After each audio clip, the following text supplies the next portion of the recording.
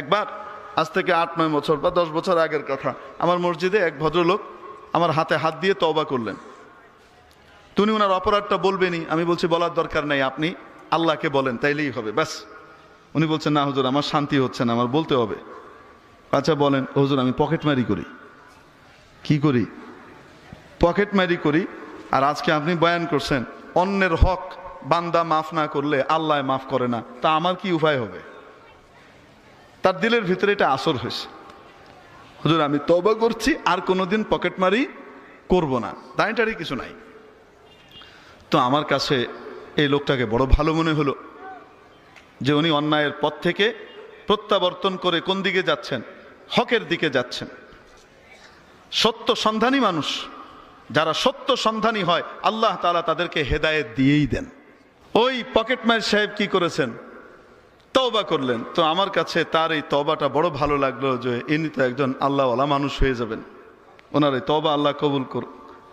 অনেকদিন পরে ওনার সাথে আমার আরেকবার দেখা হয়েছিল। সুন্দর দাড়ি, একদম পায়জামা পাঞ্জাবি টুপি, দেখে কেউ বুঝবেই না যে মৌলানা সাহেব না। ইদানিং আর দেখা হয়নি, দেখা হলে নামটাম ভালো করে জেনে রাখবো। তো উনি যখন ওনাকে পেলাম আমি, আমার কৌতূহল জেগে উঠলো। অদ্ভুত ব্যাপার, ডাক্তার পাওয়া যায়, ইঞ্জিনিয়ার পাওয়া যায়, ব্যারিস্টার পাওয়া যায়, মিনিস্টার পাওয়া যায়, মৌলানা সাহেব পাওয়া যায়, মুফতি সাহেব পাওয়া যায়, চাইলেই দেখা পক্ষে করা যায়, ঠিক না? কিন্তু পকেট মেয়ের চাইলেই কি পাওয়া যাবে নাকি? একজন পাইছি। তো আমি কৌতূহল বশত জিজ্ঞেস করলাম, ভাই আপনি কয়দিন ধরে পকেটমারি করেন? অনেক দিন হয়েছে হুজুর, আমি অভিজ্ঞ। তাই আমি জিজ্ঞেস করলাম ধরা পড়েননি? না না না, ধরা পড়ে যারা, ওরা অ্যামেচাররা ধরা পড়ে। যারা পরিপক্ক এই ব্যাপারে, সার্টিফিকেট যাদের আছে, লাইসেন্স প্রাপ্ত, তারা ধরা পড়ে না। আমার কৌতূহল আরও বাড়লো, লাইসেন্স আর সার্টিফিকেট এটা আবার কি? তো বলছে হুজুর এটার ইনস্টিটিউট আছে কমলাপুর স্টেশনের পাশেই, একটু দূরে কাছাকাছি একটা জায়গাতে ইনস্টিটিউট আছে, ওখানে পকেটমারি বিদ্যা শেখানো হয়।